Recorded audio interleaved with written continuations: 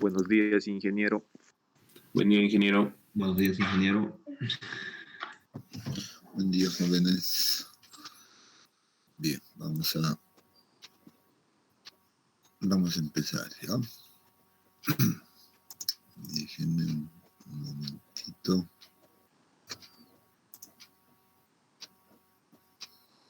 A ver esto. Muy bien.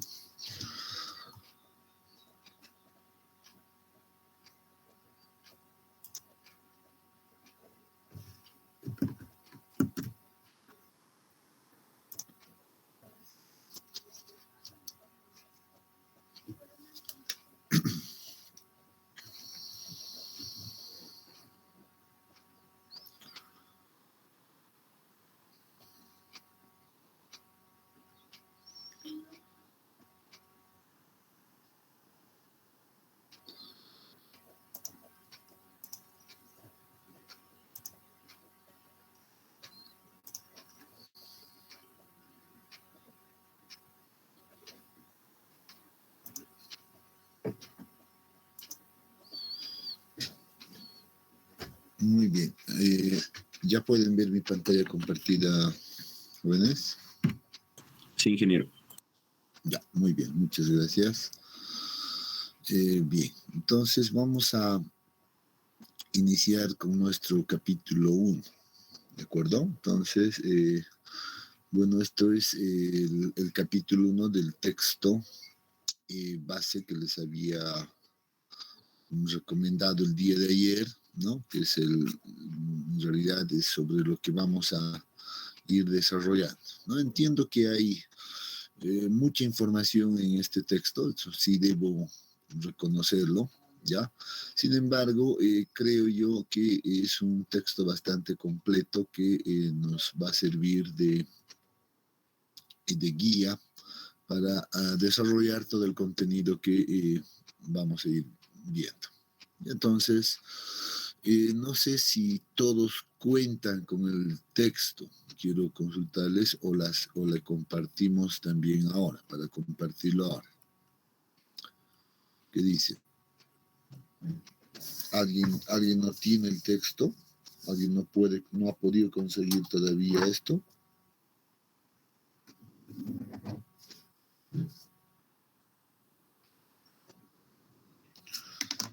Bueno, entonces eso significa que todos tienen el acceso al texto, ¿no? Entonces, muy bien, eso es importante. Bueno, siempre, ¿no? Como en cada asignatura, pues uno tiene que empezar por una introducción breve y luego empezar a ver algunos conceptos básicos también, ¿no es cierto? Entonces, es lo que vamos a hacer. De hecho, ya el día de ayer nosotros hemos desarrollado una introducción general, pero no tanto así a la mecánica de suelo, sino más al campo más grande que es la ingeniería geotécnica y mostrando, digamos, cuál va a ser el aporte de la mecánica de suelos, ¿no? Entonces, eso lo hemos realizado el día de ayer, entonces de alguna manera ya podemos decir que estamos nosotros ya dentro del campo de la mecánica de suelos, ¿no? Entonces, algo que veíamos, por ejemplo, el día de ayer es que dentro de esta área, pues hemos indicado que siempre va a estar presente la geotecnia. Por tanto, la mecánica de suelos, pues también es sumamente importante para cualquier estructura que nosotros tengamos, ¿no? Como obra. Sabemos que dentro de la ingeniería civil, pues el principal objetivo de los civiles es el de generar proyectos inicialmente y luego ejecutarlos, ¿no? Los proyectos, con la intención de que estos proyectos pues sean lo más seguro posibles, ¿no? Que sean estables, etcétera, ¿no? Entonces, ese es el objetivo. Y en ese sentido, pues debemos indicar que la geotecnia es una parte importante para garantizar esa seguridad estructural que buscan los ingenieros, ¿no? O que buscamos los ingenieros civiles. De esa manera, pues uno puede revisar aquí el texto donde habla de esa importancia de la mecánica de suelos dentro de la construcción de obras civiles.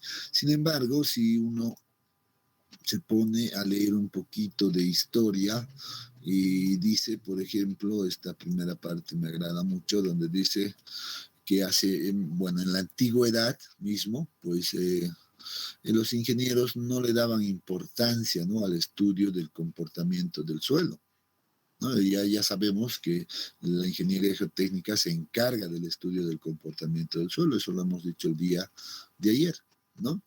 Y obviamente aquí nos muestra algunos ejemplos y nos menciona como un ejemplo bastante icónico, que es la Torre de Pisa, que es característico en realidad por haber sufrido un daño debido a la no realización de un estudio del comportamiento de la base de fundación, ¿no es cierto? Entonces, uno puede revisar, por ejemplo, esto en el Internet y se va a encontrar con una historia muy interesante, que por cierto, bueno, les recomiendo que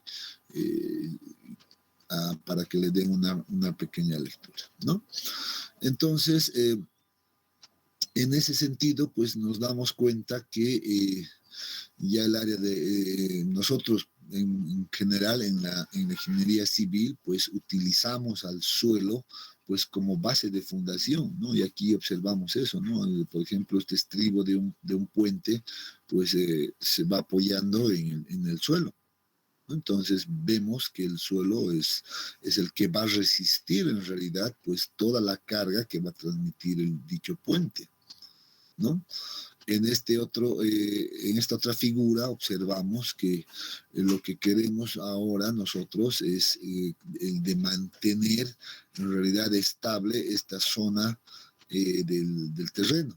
O sea, que esta zona horizontal que está por acá, pues deseamos que se mantenga lo más estable posible. Para aquello, pues utilizamos estos elementos estructurales que son conocidos con el nombre de muros de contención, ¿no? Estos muros de contención, pues debemos indicar que cumplen esa función, van a soportar esos esfuerzos, en este caso laterales.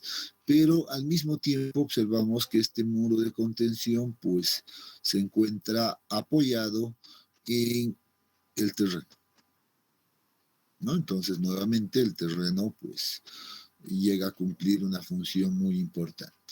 Ya habíamos indicado y hablado también de esto, ¿no? Entonces, a veces necesitamos construir presas que pueden ser de hormigón o de concreto, como en este caso, ¿no? O también pueden ser construidos de tierra.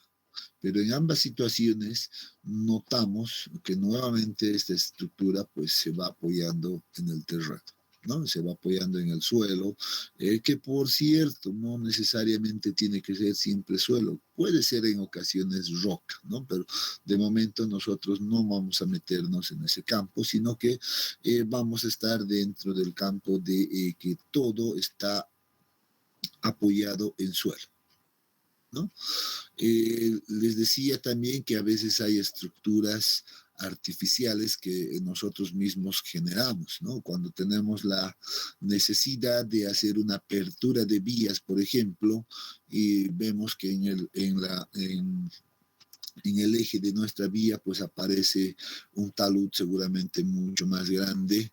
Entonces lo que vamos a hacer es realizar un corte de este tipo a un ángulo controlado, de tal manera que esto esté seguro, ¿no? Y no se deslice en este sentido, generando daños a nuestra vía. Entonces, en este caso, la geotecnia pues está encargado, o el área de la mecánica de suelos ahora, vamos a decir, pues está encargado de evaluar esta estabilidad de este talud, ¿no? Talud artificial.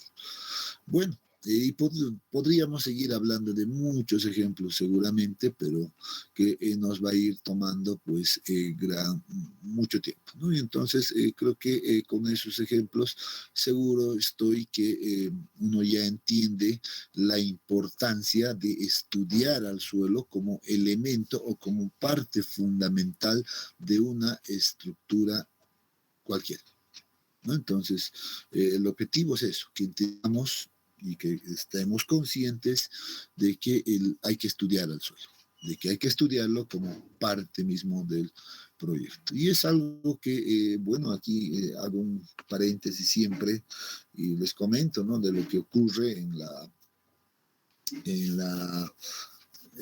digamos, en el desarrollo profesional de distintos proyectos.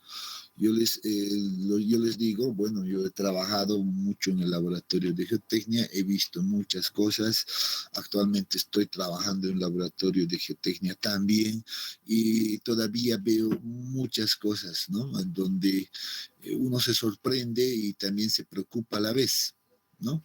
Que profesionales o colegas, inclusive hasta amigos, ¿no? Amigos míos que vienen y dicen, pues, necesito que me hagas un estudio, pues, porque en los términos de referencia del proyecto dice que debo realizar ese estudio. Sin embargo, yo ya he utilizado, ya he ejecutado mi obra y necesito regularizar simplemente para que me paguen, ¿no? Entonces, escucho esas palabras y me preocupo, ¿no? Entonces, ¿cómo habrán realizado el diseño de toda su obra, ¿no? Si no han realizado el estudio de suelos, ¿no? O por otro lado, bueno, vienen otras personas, otros colegas y dicen, quiero que me lo hagas estito nomás, lo más económico posible, por favor, porque no tenemos mucho presupuesto para el estudio de suelos y necesitamos cumplir con los requisitos. Quiero que me des la capacidad de resistencia de este material, pero con un solo puntito, que solamente entremos hasta, no sé, 2, 3 metros. Así.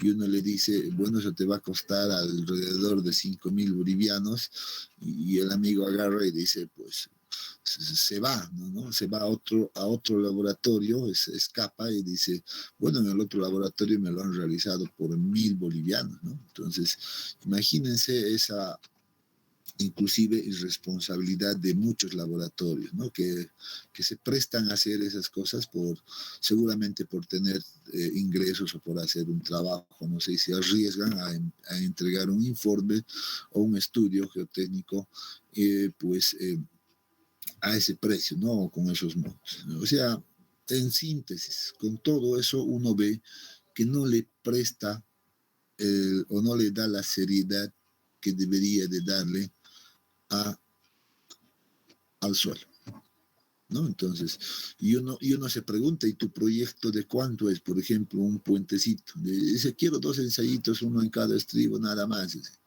Y uno se pregunta, ¿y cuánto es el monto del proyecto global con el que vas a construir? Y a uno le dicen, pues es de, no sé, 2 millones, ¿no? Y uno se pregunta, bueno, tienes un proyecto de 2 millones y al final quieres gastar 1.000 pesos, o no quieres gastar más bien 5.000 pesos en tu estudio de suelos, que en realidad va a ser el que va a resistir tu estudio. Entonces, realmente uno se sorprende, ¿no? Cómo es la cosa. Pero bueno, esperemos, en realidad siempre creo yo, es mi irresponsabilidad un poco hablarles a ustedes de estas cosas que pasan en el día a día, y que tratemos de empezar a cortar, ¿no? En futuras generaciones, eh, esto que, como lo ven muchas personas, ¿no? Y que ustedes de aquí en adelante pues entiendan que el estudio geotécnico es importante, no por el hecho de que yo esté trabajando en un laboratorio, yo esté a cargo de, no sé, o sea, responsable de la parte geotécnica, sino por la seguridad misma Ya, de hecho, ahora nosotros estamos empezando, y siempre pienso esto, en mecánica de suelo, estamos empezando con las bases, ¿no?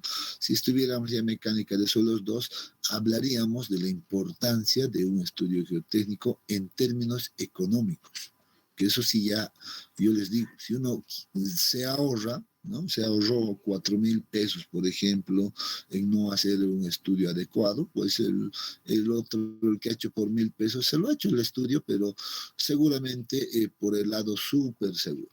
Le ha dado unos valores para que pueda realizar su diseño y todo el diseño en sí le resulta después todo sobredimensionado, ¿no? Y cuando hablamos de una sobredimensión, estamos hablando de grandes volúmenes de hormigón también, por ejemplo, para las fundaciones de este tipo de estructuras.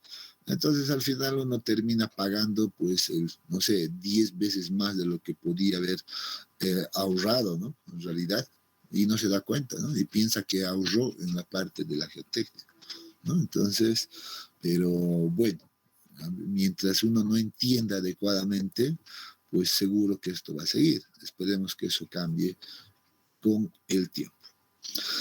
Bien, luego tenemos aquí unas, bueno, definiciones que creo yo son importantes, ¿no? Para poder meternos en el estudio del suelo, ¿no? Entonces, por ejemplo, hacen unas primeras definiciones de lo que es el mineral, lo que es roca y lo que es suelo.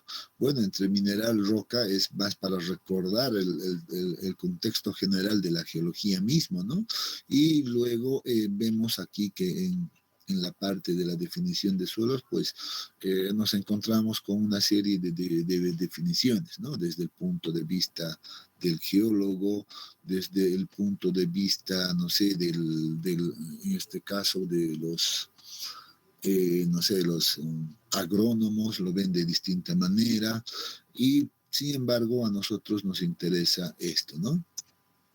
Nosotros estamos dentro de la ingeniería civil y después debemos entender al suelo desde este punto de vista, ¿no? Y por eso dice acá, el suelo se define como un agregado natural no cementado de granos minerales y materia orgánica en descomposición, con líquido y gas en los espacios vacíos entre las partículas que lo constituyen.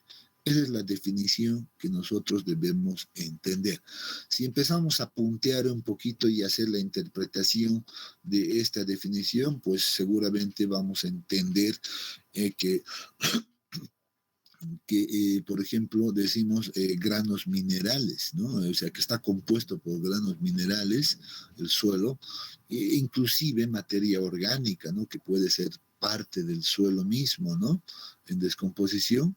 Y aquí leemos y decimos, pues, con líquido, ajá, y gas también entre los vacíos, entre las partículas que lo constituyen. ¿Cuáles son las partículas que los constituyen? Pues los granos minerales, ¿no? En este caso, los sólidos, en otras palabras. Entonces, nos damos cuenta que estamos hablando de un material, entonces, que el suelo es un material, pues, no homogéneo, es un material heterogéneo que que concibe en realidad, ¿no? Inclusive como parte del suelo al agua y gas. ¿Que pueden haber gases dentro del suelo? Sí. O sea, los considera como parte misma del suelo, ¿no? Y si hablamos de líquido, pues uno podría decir, bueno, el agua sí, y en la práctica de la mecánica de suelos, uno considera siempre al agua como el líquido principal. Sin embargo, podemos encontrarnos también de que el líquido puede estar en forma de, no sé, materiales contaminantes. Si nos vamos cerca de un botadero, seguramente ahí tendríamos los lixiviados de la basura. O sea, o en zonas petrolíficas, pues vamos a encontrarnos con petróleo o inclusive líquidos, no sé, aceite, etcétera, ¿no? Pero uno ya podría complicarse la vida por ahí. Sin embargo, nosotros, en base a esta definición y para nuestros fines, vamos a considerar que el único líquido que existe o es parte del suelo es el agua. ¿Ya? Entonces nos vamos a simplificar un poco la vida. Y cuando hablamos de que existe gas también dentro del suelo, pues ese gas o esos gases, pues nosotros vamos a simplificar y vamos a decir que el único gas que es parte del suelo para nosotros es el aire. ¿Ya? Entonces, en otras palabras, lo que vamos a decir es que el suelo está compuesto por 3 elementos que son sólidos, líquidos, en este caso sólidos, agua y aire directamente, ¿no? Entonces, la definición es clara para nosotros. Entonces, debemos entender eso, debemos captar eso, ¿no? Esta definición de suelo. Es lo importante. Bueno, después uno encuentra más, como les decía, más definiciones, etcétera, pero que no deberíamos de prestarle mucha atención para nuestros objetivos, ¿no? Para conocimiento general, seguro que sí, sirve, ¿ya? Pero puntualmente nos quedamos con esto, ¿no? Y luego, pues, pasamos a esto que sí también nos interesa, ¿no? Porque en nuestra asignatura, pues se llama mecánica de suelos, ¿no? Se llama mecánica de suelos 1, sí, pero estamos dentro de la misma área. Esto ya lo habíamos mostrado el día de ayer, ¿no? Hablamos de mecánica de suelos en general. Entonces, nosotros decimos que la mecánica de suelos, y esto debe quedar claro para nosotros, estudia el comportamiento y las propiedades físicas del suelo cuando fuerzas y agentes externos actúan en la masa del suelo, ¿no? Entonces, esto es lo importante, ese es el concepto que uno debe tener claro, ¿no? Estudia el comportamiento y las propiedades físicas del suelo cuando, dice, fuerzas y agentes externos, o fuerzas externas, si quieren, actúan en la masa del suelo. Bueno, y uno puede nuevamente hacer aquí las interpretaciones, ¿no? ¿Cuáles son las fuerzas y agentes externos que actúan en la masa del suelo? Uno se pregunta. ¿Alguien tiene idea? ¿Alguien puede decir algo en este punto? ¿Cuáles serán estas fuerzas o agentes externos que actúan sobre la masa del suelo? A ver qué creen.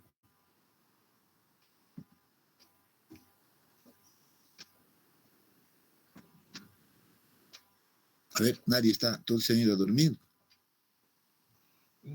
El viento sería un agente. Ahora sí, han entrado en coro ya también, disculpen, por favor. A ver, uno por uno. A ver, ¿quién quería decir? Repita. De las obras que se ha construido sobre el suelo, ingeniero. Ajá, las obras que estamos o se van a construir en el suelo. Correcto, en realidad son esas, ¿no? Esas van a transmitir fuerzas hacia el suelo, ¿no? Y muy bien lo veíamos acá, algunos esquemas que hacían mención a aquello, ¿no? Miren, por ejemplo, acá, este va a transmitir una fuerza al terreno, ¿no? Entonces, esos son los agentes externos, correcto. Entonces, cuando nosotros queramos emplazar cualquier estructura, pues debemos entender que el suelo va a cambiar, en realidad, ¿no? Va a cambiar su comportamiento en función a aquello. Entonces, por eso es que aquí estudiamos aquello, ¿no? Muy bien, entonces creo que con eso ya nos queda bastante claro y aquí podemos encontrar todavía definiciones como lo que es ingeniería de suelos, lo que es geotecnia, lo que es ingeniería geotécnica, ¿no? Entonces creo que de esto hoy he hablado ayer bastante, ¿no? Entonces hemos agarrado, hemos dicho qué es lo que engloba, etcétera, etcétera, ¿no? Entonces ahí tenemos pues muchas cosas, ¿no? Hemos hablado de siempre de que la mecánica de suelos pues va a estudiar a las propiedades físicas del suelo, pues entonces uno se pregunta qué son las propiedades físicas, ¿no es cierto? Entonces aquí dice pues una descripción breve sobre estas propiedades, ¿no? Que nos dice son aquellas cualidades que son mensurables. O sea, ¿qué significa mensurables? Medibles, ¿no? Que podemos medir nosotros del material, ¿no? Dichas mediciones se reflejan a través de valores que pueden compararse con cierto patrón. Puede decirse, por tanto, que las propiedades físicas son magnitudes de volumen, ¿no? Esa es una propiedad física. Magnitudes de área, longitud, ¿no? Puede ser, etcétera. Ejemplos de propiedades físicas en el suelo son, inclusive, miren lo que nos dice acá, el color, la textura, la porosidad, la densidad del material, consistencia, ¿no? Etcétera. Entonces, en este capítulo, pues, en una primera parte, por así decirlo, pues vamos a nosotros a ver la manera de medir el volumen del suelo, ¿no? Inclusive aquí falta la parte de la masa, ¿no? Debería de estar escrito acá. Vamos a medir las masas del suelo como tal y luego vamos a hacer una relación entre esa masa y volumen y vamos a poder medir estas otras propiedades, como dice acá, por ejemplo, la densidad, porosidad, y ya vamos a ver muchas más, ¿no? Ahí vamos a ver el grado de saturaciones, índice de vacíos, gravedad específica, etcétera. Van a aparecer muchas propiedades físicas adicionales, ¿no? Aquí nos da simplemente una primera idea general. Entonces este capítulo pues va a consistir, no quiero decir la totalidad, sino una primera parte de este capítulo pues consiste en concentrarnos en medir estas propiedades físicas. ¿De acuerdo? Entonces aquí vamos a ir a apuntar. Bueno, luego hablamos de las propiedades índice del suelo. Bueno, aquí esto hace más referencia al mismo título del capítulo, ¿no? Entonces, ¿qué son propiedades índice? ¿O por qué las denominamos propiedades índice, ¿no? Y aquí claramente nos dice que las propiedades índices son algunas características en realidad particulares, ¿no? Aquí está claramente aquello que identifican a un suelo de una misma categoría. Entre estas, dice, podemos mencionar, por ejemplo, lo que es la granulometría, consistencia, cohesión y estructura del suelo. No son las únicas, sí, pero son las más importantes, ¿no? Si nosotros controlamos del suelo estas propiedades índice básicas que aquí he resaltado, seguramente eso ya nos va a dar una idea general de cómo mi suelo se va a comportar. No se olvide, estamos empezando a estudiar el comportamiento del suelo. Ese es nuestro objetivo, ¿no es cierto? Entonces, todas las cosas que nosotros determinamos acá, sean propiedades físicas, propiedades índice, etcétera, están dirigidas, están orientadas a darme información de cómo se va a comportar ese suelo cuando yo coloque sobre ellos, pues, estas estructuras. Yo coloco esta estructura, pues, debo conocer sus propiedades físicas, propiedades índice primeramente. Eso ya me va a dar una idea general del comportamiento de este suelo cuando apliquemos esto, ¿no? Entonces, interesante, entonces todo tiene sentido. Entonces acá, como les había ya adelantado el día de ayer, pues este capítulo 1 para mí es uno de los capítulos más importantes, ¿no? Porque empezamos con esto. Empezamos a introducirnos dentro de ciertos conceptos que nos van a servir pues para más adelante.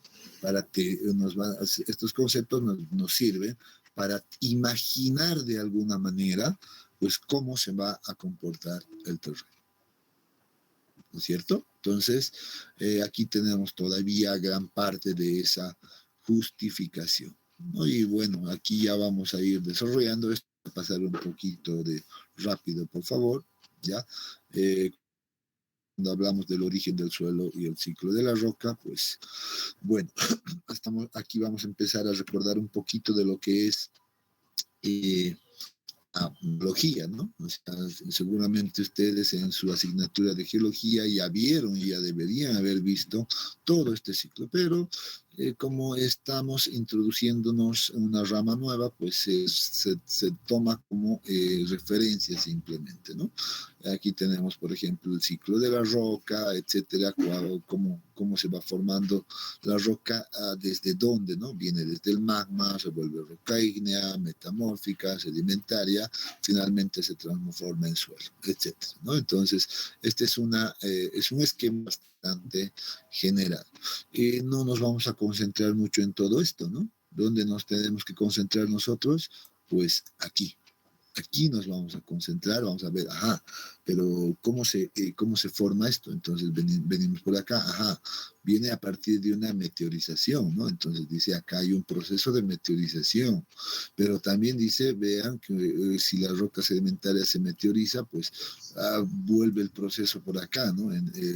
Vuelve a venir un proceso que lo denominamos nosotros como una consolidación o una cementación con el tiempo, y vuelve a convertirse en roca sedimentaria, ¿no? Y esto seguramente también es un ciclo. Entonces nosotros nos vamos a concentrar en este sector, ¿no? No tanto en todas estas de acá, porque estos tienen que ver más con la mecánica de rocas, ¿no? Entonces, y no es nuestro objetivo en este curso. En este curso debemos concentrarnos en el suelo como tal.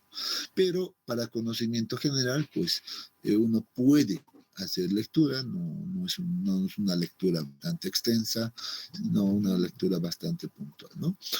Bueno, aquí el texto pues incorpora algunas características más de lo que son cada uno de estos grupos, rocas ígneas, metamórficas, sedimentarias, etcétera, que yo en lo personal prefiero que la pasemos, pero si alguien quiere entrar en detalle, pues seguramente le va a servir, ¿no? Entonces aquí hay algunos detalles que vemos al respecto que nos vamos a ir un poquito pasando, ¿ya?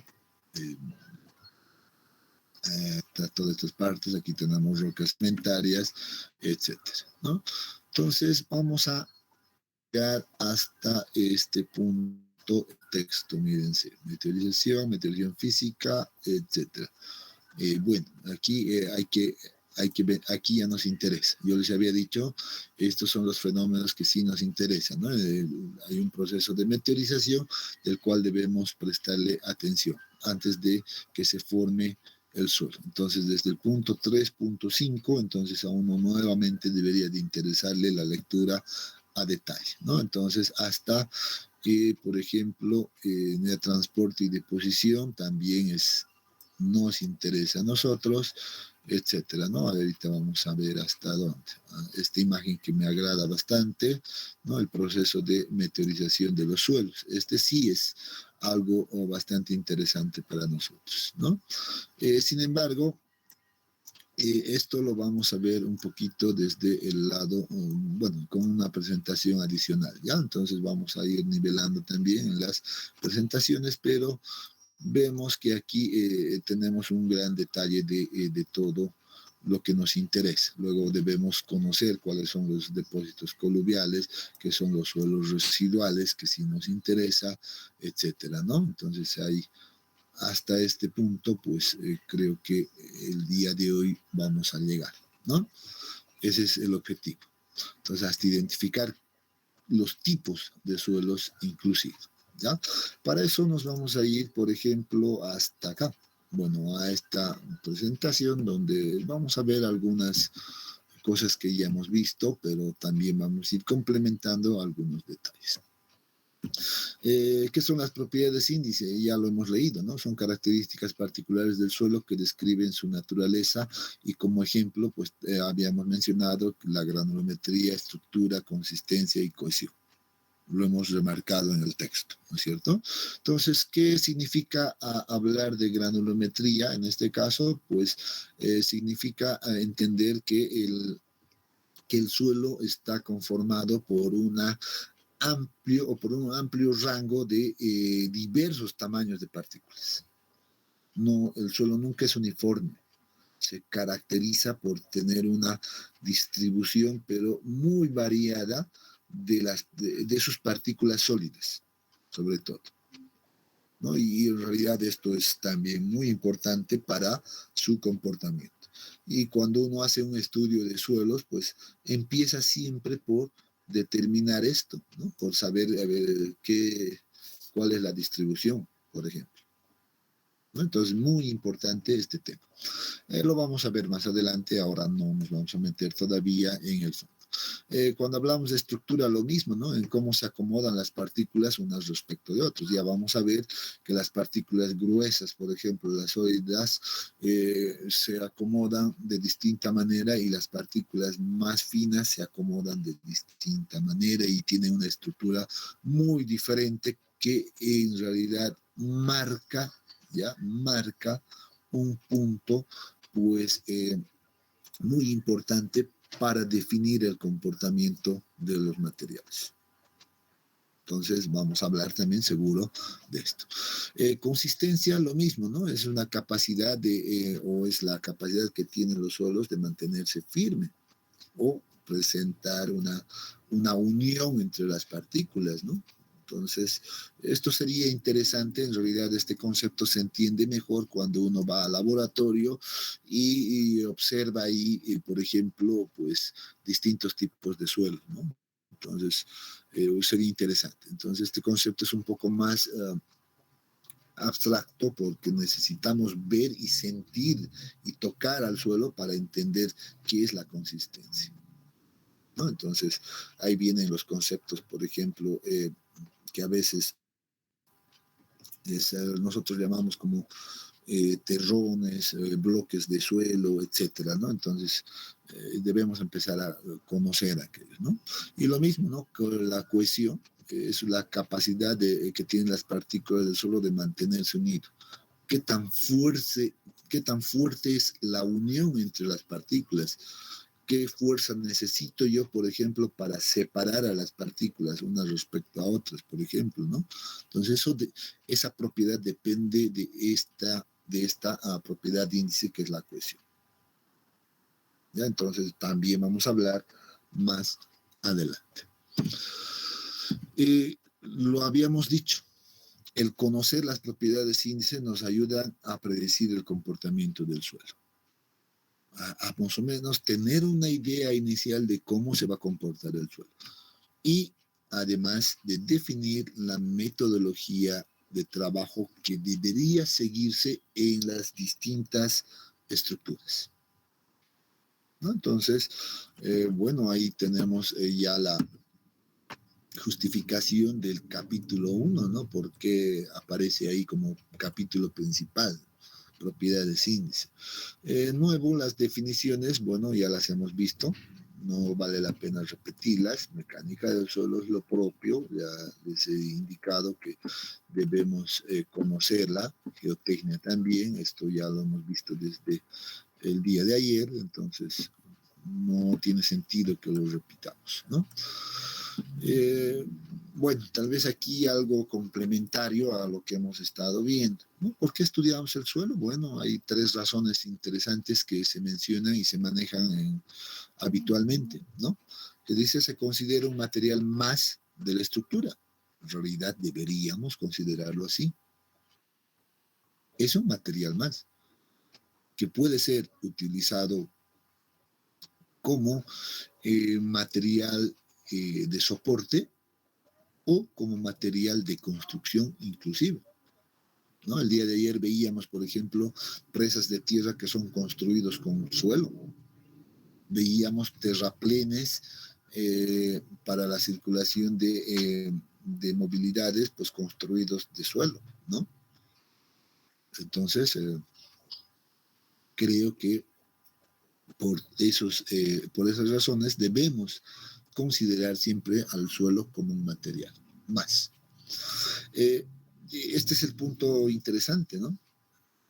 Si la comparamos con otros materiales de construcción, pues seguramente nos vamos a encontrar de que el suelo es el menos resistente, ¿no?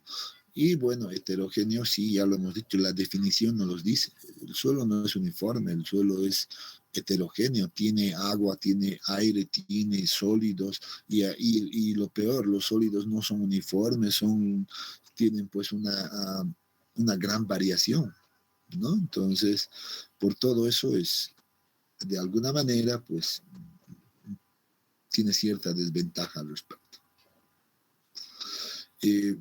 Cuando recibe una carga externa, ¿no? Ya sabemos qué son las cargas externas, sufren deformaciones. Los suelos se deforman, cambian sus propiedades cuando se aplican cargas externas.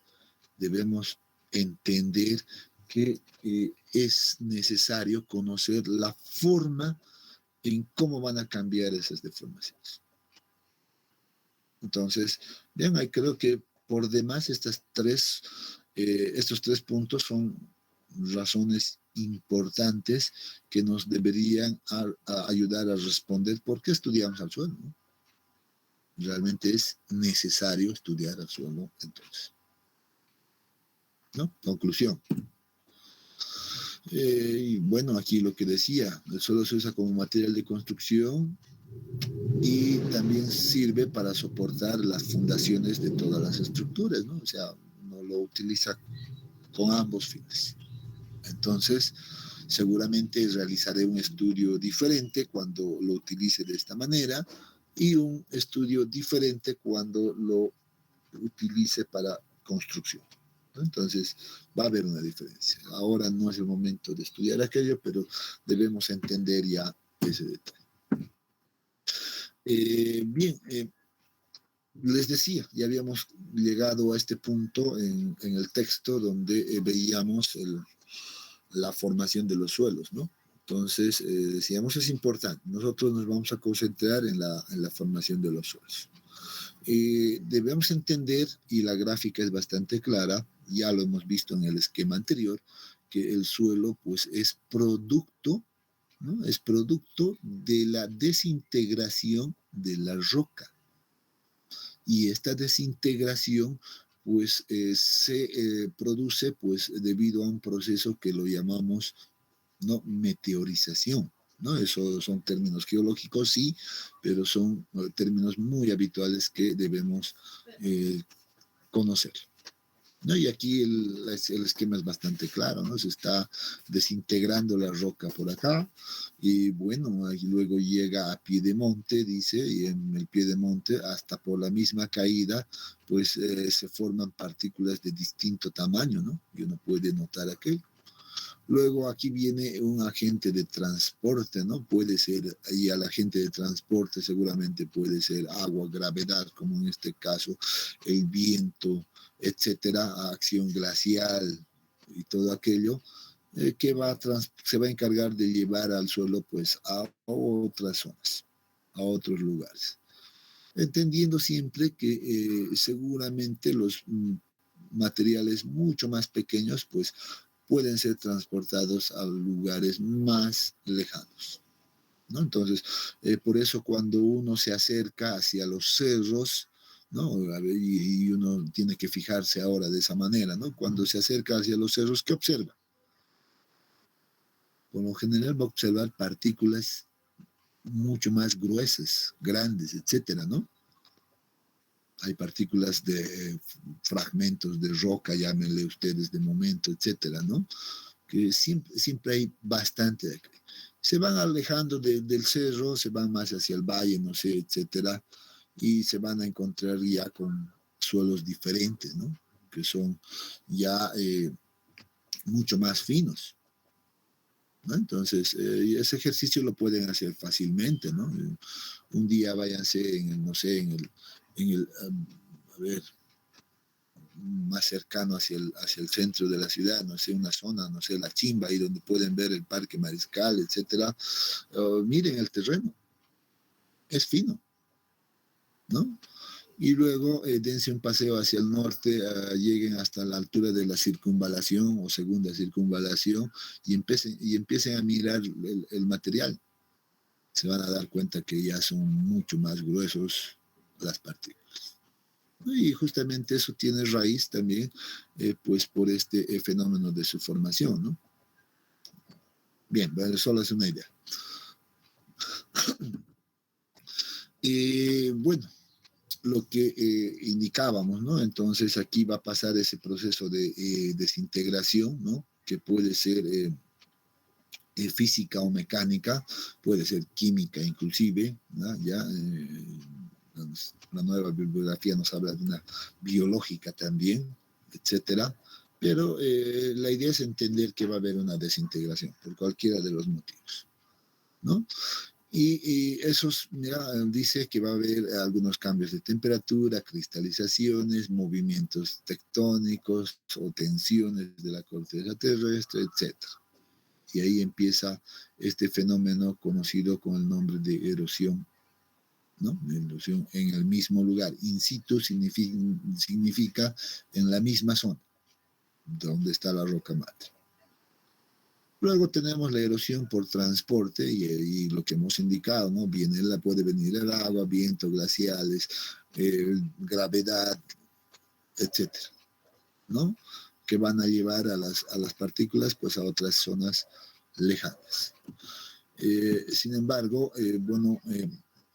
debido a aquello, pues uno va observando en campo pues distintas fases de la desintegración o de ese proceso de meteorización, ¿no? Y uno va y dice, pues miren, yo he ido el año pasado a una zona X y he visto que la roca estaba ya de esta forma. He vuelto este año y he visto que no ha cambiado mucho, ¿no? En realidad está casi igual. Es lógico, porque estos procesos geológicos, bueno, estos más bien son procesos geológicos que demoran miles de años. No pasan en 1, 5 años, etcétera, ¿no? Son procesos que ocurren en miles, millones de años. Eso pienso que también nos queda claro, ¿no? Uno no va a esperar que pueda haber esa evolución rápidamente. Pero hay otro fenómeno que debido ya a que se está generando estas fisuras, pues puede estar soportando mucha carga, entonces ya hay una ruptura, que eso es muy diferente. Y cuando se da la ruptura en el material, pues se vienen ya los deslizamientos que generalmente uno conoce y observa, ¿no? Muchas veces. Entonces, ese es otro tema, ¿ya? Entonces, pero bueno, aquí que sirva simplemente de ejemplo. Luego ya vamos a ver que la desintegración de estos materiales va a ir tomando distintas formas, distintos tamaños, etcétera, ¿no? Entonces pueden ser distintos minerales. Si uno observa aquí, por ejemplo, la coloración son diferentes. Es lógico, las rocas están formadas por miles de minerales diferentes, ¿no es cierto? Entonces, los minerales tienen ciertas características y propiedades que le van a dar la tonalidad a las rocas. Y como las rocas se están desintegrando y están formando al suelo, entonces también los suelos van a tener tonalidades diferentes, ¿no? Eso va a depender mucho de cuál es el mineral predominante en los suelos. En ese sentido, pues siempre hablamos, ya lo habíamos visto en el texto también, de dos principales grupos, ¿no? Dos grupos que en realidad se marcan dentro de la formación de los suelos, ¿no? Conocidos inicialmente como suelos residuales, que son los que permanecen donde se forman, como dice, cubriendo toda la superficie rocosa, ¿no es cierto? O sea, a estos suelos estos no han sido afectados por ningún agente de transporte, ¿no?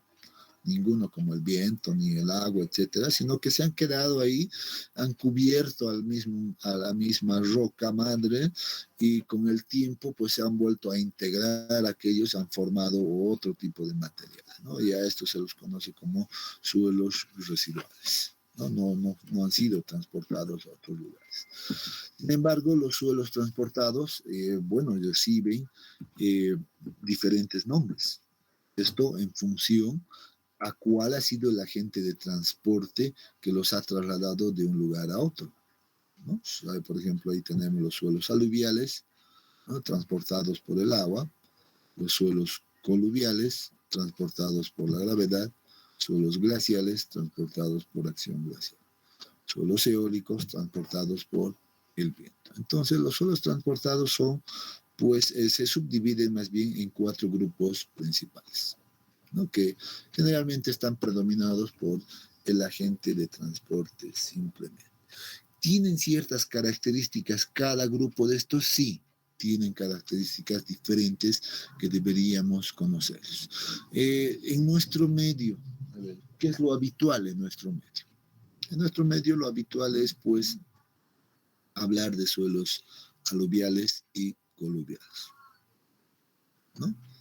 Dentro de la geología generalmente se dice que son suelos coluvio-aluviales en realidad, porque primero son transportados por la gravedad y luego son transportados por el agua, etcétera, ¿no? Y simplemente como ejemplo, no sé si tengo, si anoche estaba revisando algo, bueno, esto no necesitan saber exactamente, pero quiero mostrarles esta partecita, por ejemplo, de cómo manejan en realidad estas definiciones de la geología. ¿Dónde está? Se me perdió. Ah, bueno, aquí está la geología, ¿no? Entonces, por ejemplo, son, en los términos de referencia de los proyectos vienen así, ¿no? Miren lo que dice. Según la geología regional, el sitio de estudio, en cualquier zona donde uno va a estudiar, dice, se encuentra sobre un gran abanico aluvial.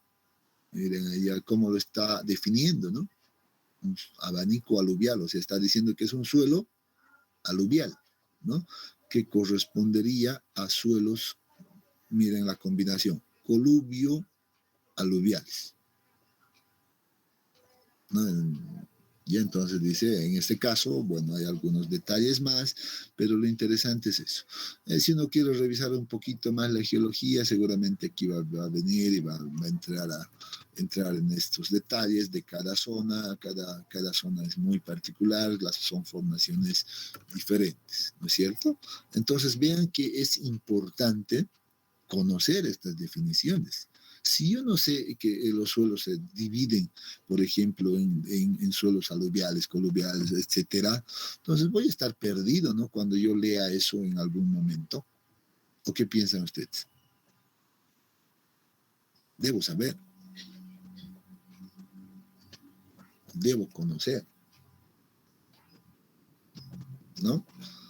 Entonces, bueno, ya vamos a ir viendo entonces más adelante cómo defino o cómo diferencio a los suelos aluviales de los coluviales, por ejemplo.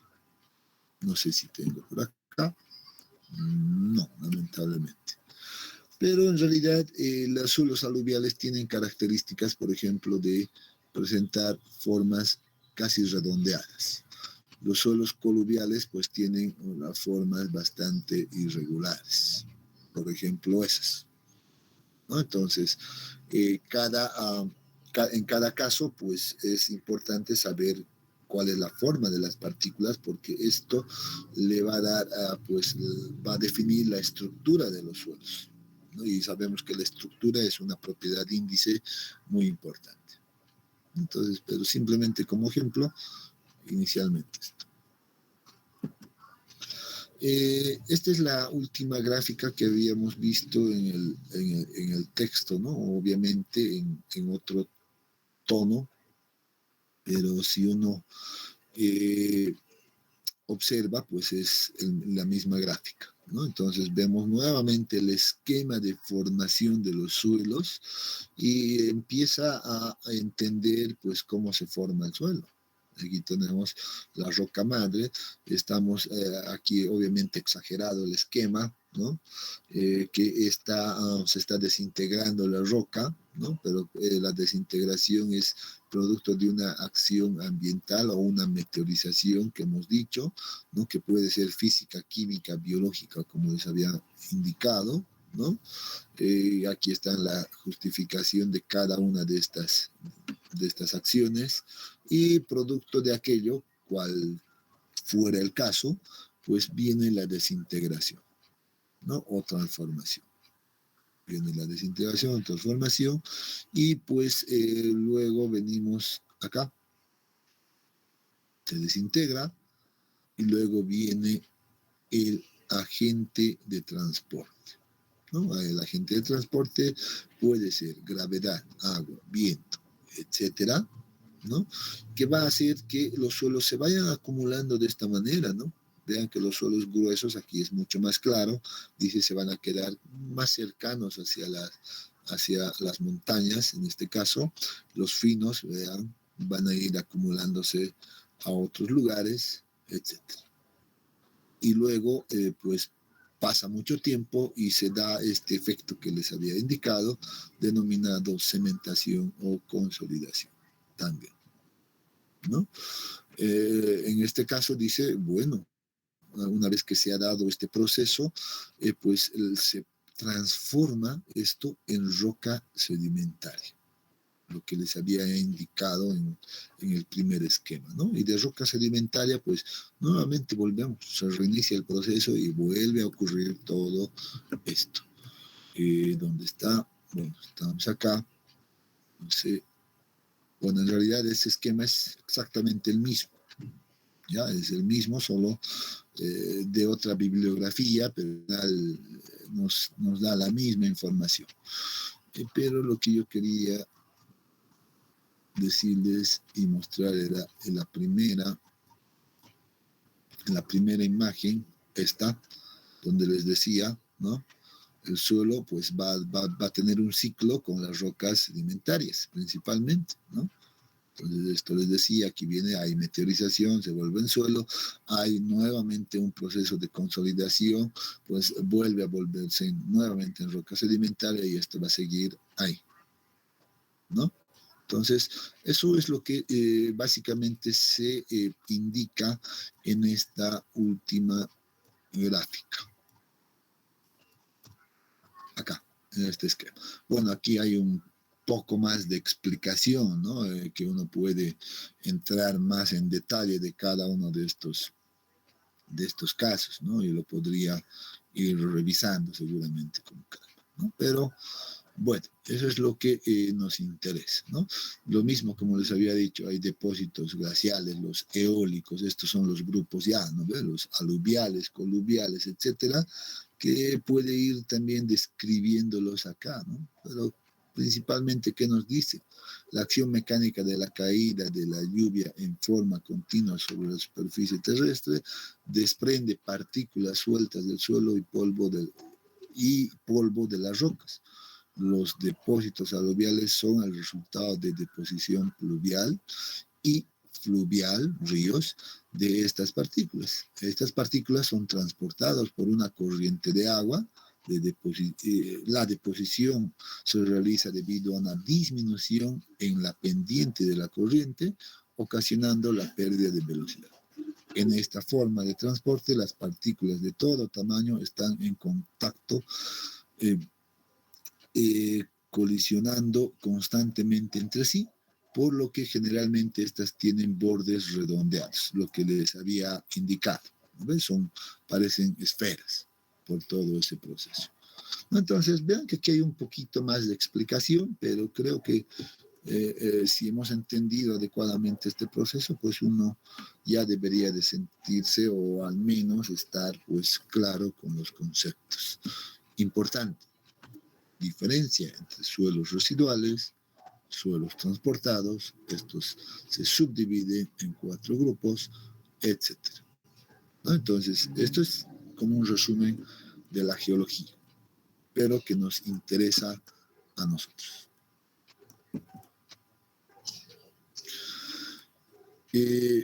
Muy bien. ¿Tienen alguna consulta hasta acá, jóvenes?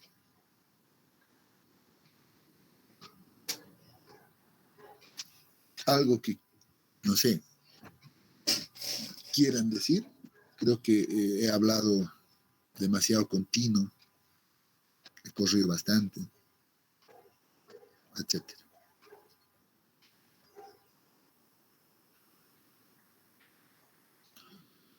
¿No ninguno? Todo bien. Bueno, entonces ustedes deben agarrar el texto, reforzar hasta este punto y ahora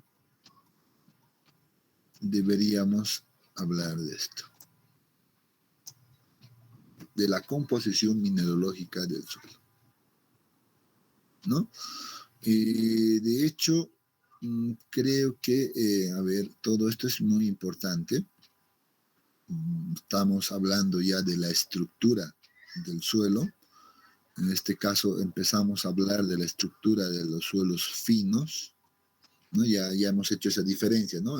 Siempre vamos a tener suelos gruesos que van a estar más cerca del pie de monte, los suelos finos van a estar en lugares mucho más alejados, etcétera, ¿no? Y ahí ya empezamos a hacer una definición.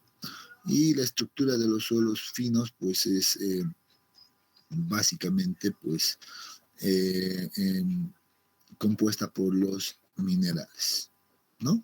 Y esos minerales, en realidad, miren que lo estoy remarcando, ¿no? Tiene que ver mucho con este grupo, la caolinita, la illita, la montmorillonita, principalmente. La vermiculita es una variante simplemente de la montmorillonita, por eso dice, mira, inclusive acá es similar a la montmorillonita, o sea, si entendemos estos tres minerales, estamos tranquilos para entender el comportamiento. Y bueno, aquí podemos ver algunos detalles más avanzados que creo que, bueno, no vale mucho la pena hablar de todo esto, al menos estas figuras, cuánto absorbe, cuánto no absorbe, etcétera, ¿no? Ya la forma de las partículas la debemos. Entonces, veamos un poco sobre los minerales de arcilla más, y así van a tener todo este fin de semana para revisar hasta esta parte, ¿ya? Y creo que en la presentación tengo ese detalle, pues también desde otro punto de vista, un poquito diferente, pero bueno, nunca es diferente, sino simplemente el enfoque es un tanto diferente. No, bueno, hay que entender inicialmente, pues, que en la superficie terrestre, pues, existen muchos minerales, ¿no? Hay, no sé, reporte de cuánto, más de 2000 minerales, creo que sí, ¿no? No, pero entre esos, bueno, hay algunos que son mucho más comunes en los suelos, ¿no? Y entre estos, pues dice que tenemos al feldespato, tenemos el cuarzo, que es luego los ferromagnesianos, ¿no? Y las micas. Son los principales que casi siempre se observan en mayor proporción. Claro que seguramente deben tener, son una mezcla de muchos más minerales, ¿no? Pero los más comunes, los que más resaltan en los suelos son estos cuatro minerales. ¿Y por qué resaltan en realidad estos minerales? Porque le dan ciertas características de resistencia a los suelos. Recuerden que hace un momento en la presentación poníamos una pregunta que decía ¿por qué estudiamos a los suelos? Y la respuesta era porque el suelo es débil, ¿no es cierto?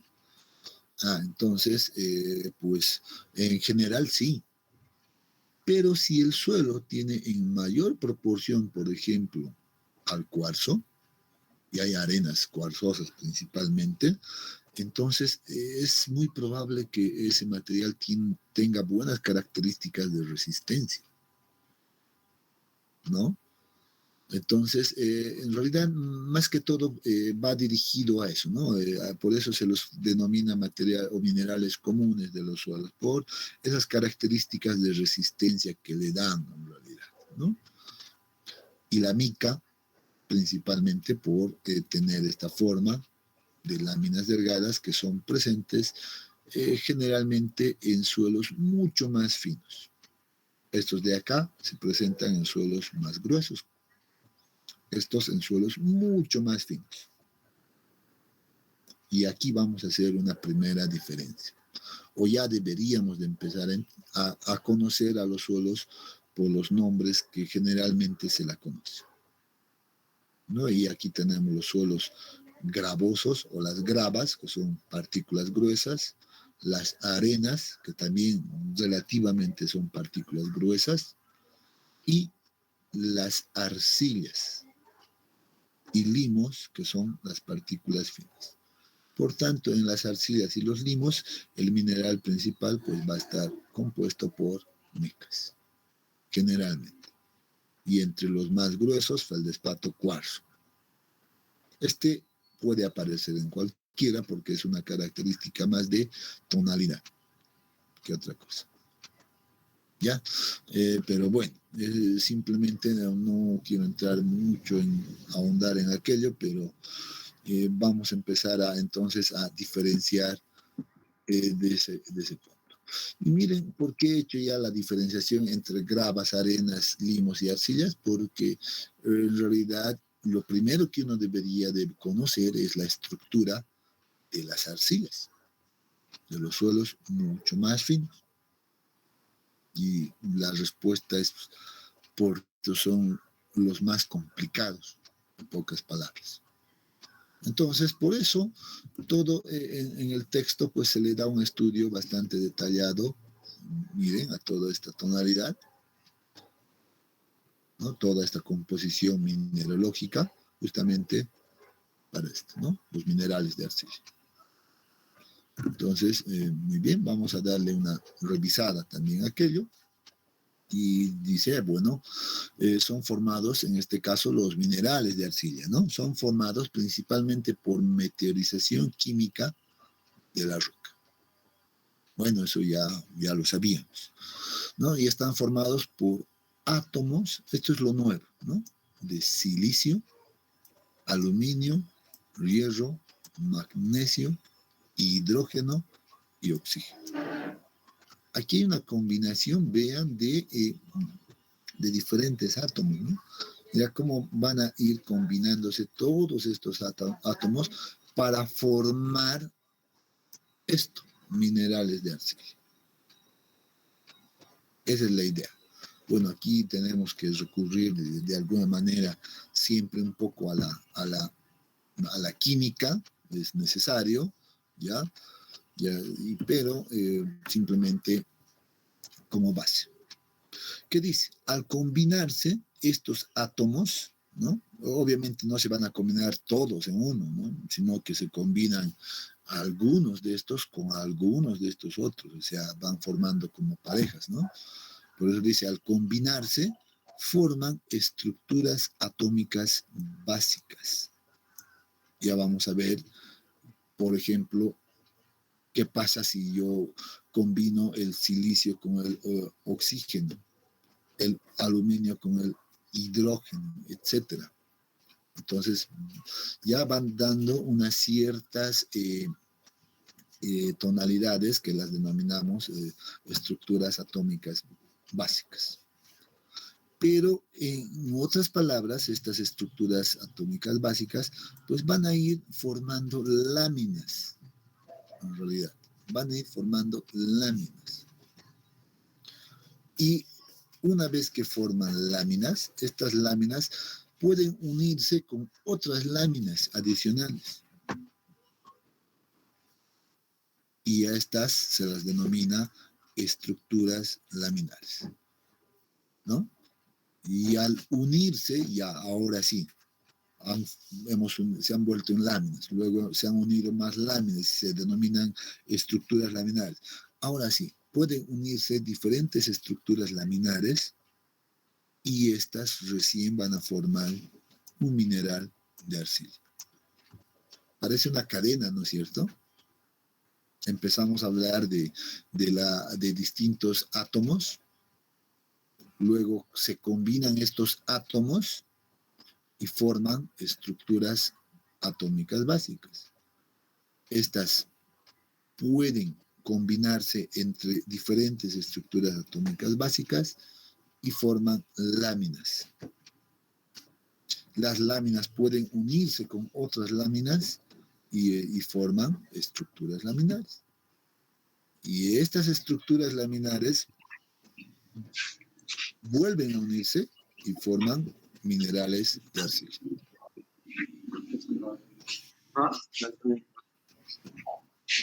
¿Alguien quiere decir algo? Creo. Bueno, creo que ya se arrepintió. Bueno, esa es la idea, ¿no? Entender esa cadena, todavía es una cadena química, netamente química, que nos va a formar a un mineral de arcilla, ¿no? Y vamos a conocer cuáles son esos minerales de arcilla. Bueno, aquí tenemos, por ejemplo, unas imágenes a nivel micro, por así decirlo, ¿no? A nivel micro, donde vemos estas estructuras, ¿no? Cómo se va formando. Imagínense, miren acá, son una especie de láminas que están unas respecto a otras. De momento no voy a mirarles mucho esto, sino que vamos a ir viendo un poquito más de estas estructuras básicas. Entonces, ¿qué hemos dicho? Lo primero que se van a formar son las estructuras básicas de minerales de arcilla.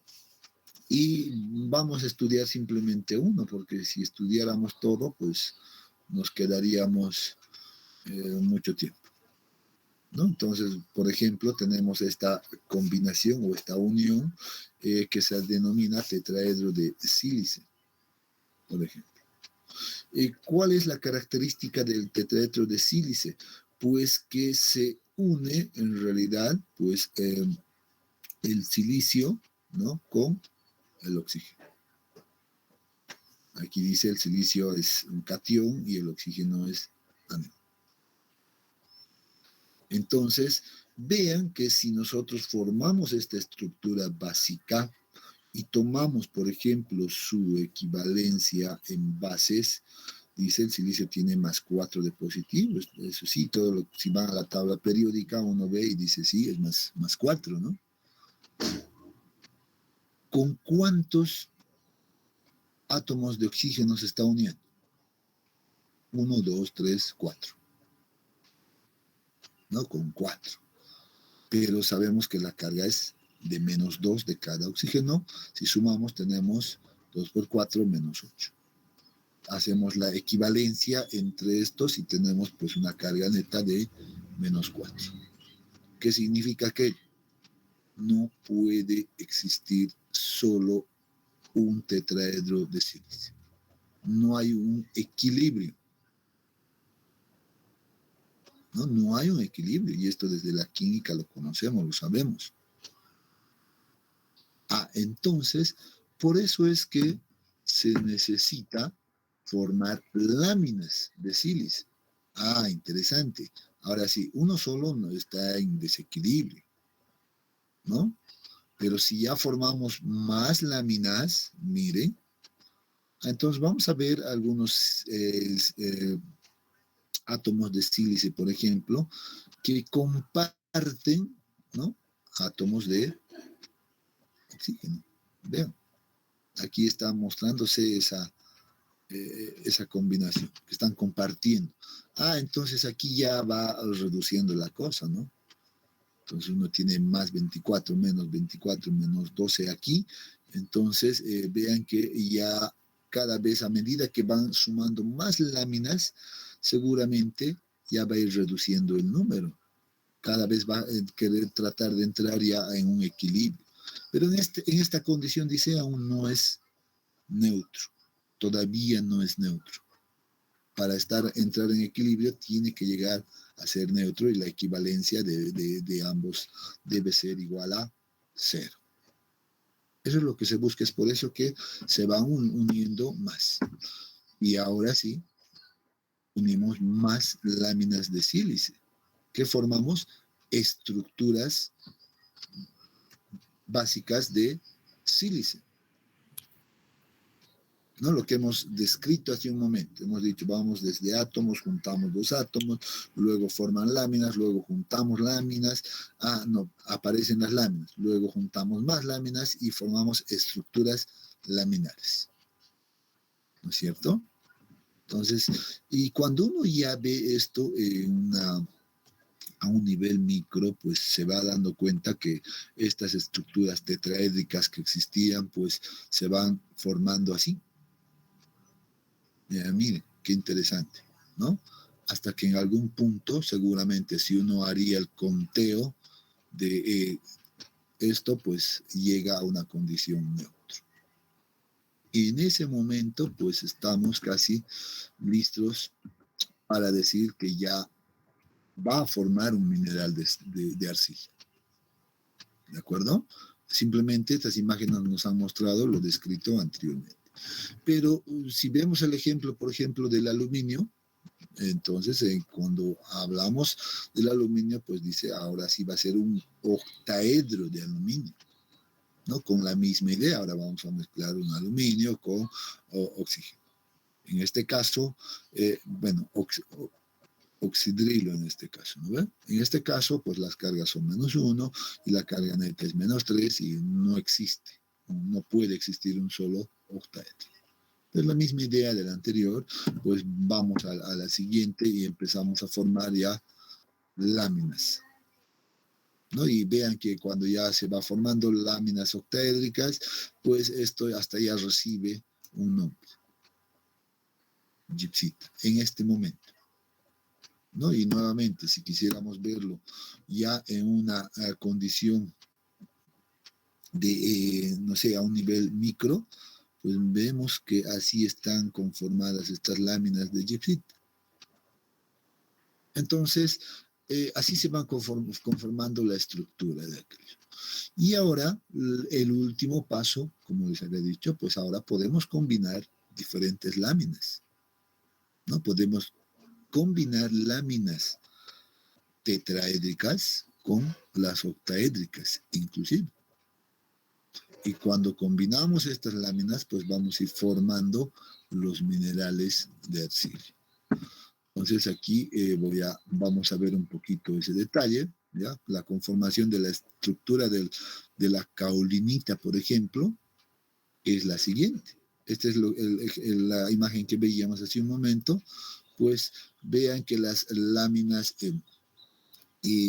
tetraédricas pues formaban en este caso al sílice. Y esto era la gibbsita, las octaédricas, ¿no es cierto? Si combinamos ambas, miren, pues vamos a tener ya una estructura mucho más estable. Pero miren que aquí el proceso puede ir acumulándose más. Puedo juntar estas estructuras, ¿no? Con otras estructuras adicionales. Seguro que voy a necesitar aquí un enlace, pero entre estos dos, para poder formar los minerales de arcilla. ¿Y cuál creen que es el enlace? Y miren, este dato es muy interesante, ¿no? Dice, aquí hay una distancia de 7.2 Armstrongs. Imagínense las unidades. Esa pequeña unidad de medida que hay aquí entre la separación de una estructura con la otra estructura. Solo imagínense, o sea, no la puedo ni medir, ¿no? Tremendo. O sea, las estructuras de los suelos finos es bastante compleja.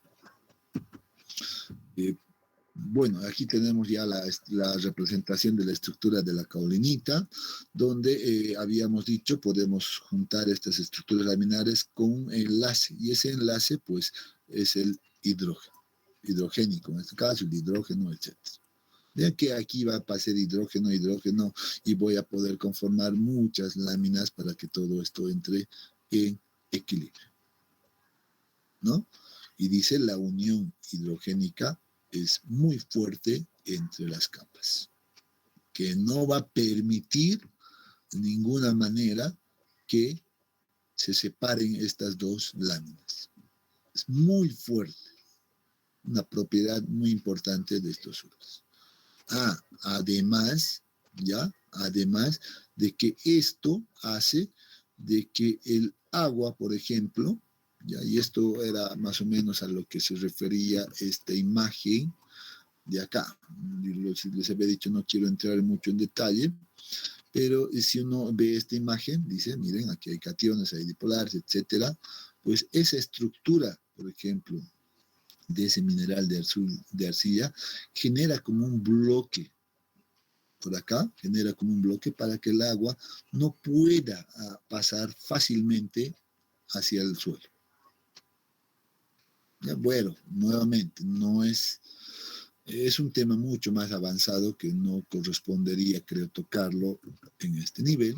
Simplemente hay que entender aquí para nosotros, hay que entender que la estructura de los suelos o los minerales arcillosos está conformado por estructuras atómicas, octaédricas, tetraédricas, etcétera. ¿No es cierto? Eso es lo que debemos entender. Y miren, por ejemplo, la caolinita a nivel microscópico. Miren estas capas. Estas capas que ven acá, ¿no? Son acá, pues son esta conformación. Y miren que están en diferentes posiciones, ¿no? No siguen un orden secuencial. Miren, aquí hay muchas más, aquí están en otra forma, etc. Esta es una vista microscópica. No, pero qué interesante la estructura de los suelos o las minerales de arcilla. Muy interesante. Así están conformados. Que a simple vista uno ni se percata de esto, ¿no? Entonces, finalmente, pues me voy a quedar con lo siguiente. Esto está todo del texto. Por favor, revísenlo. No voy a entrar en ese detalle. Estos son los mismos símbolos que hemos estado viendo. En realidad estamos repitiendo todo lo que hemos descrito. Lo que me interesa es que vamos a llegar a estos minerales de arcilla. Caolinita, hilita y modmo-rhyolite, que por cierto también están descritos aquí y los había marcado ya anteriormente. Ya, entonces, revisen cuál es la característica de cada uno de estos, ¿no? Esa es la conclusión. Bueno, la vista nuevamente microscópica, pero solo para darle una interpretación bastante burda. La caolinita, si mi suelo está conformado por mineral de caolinita, es estable. Si el suelo está conformado por hilita, poco estable. Y si mi suelo está conformado por la modmo-rhyolita, puedo decir que es inestable. Y debo preocuparme aquí bastante, ¿no? Entonces vean que la importancia de conocer cuál es el mineral de arcilla que predomina en mi material. Bueno, esta es la interpretación probablemente un poco así general, ¿no? Pero interesante. Bueno, jóvenes, nos hemos pasado, creo, y vamos a quedar acá, por favor, a no ser que tengan alguna consulta rápida.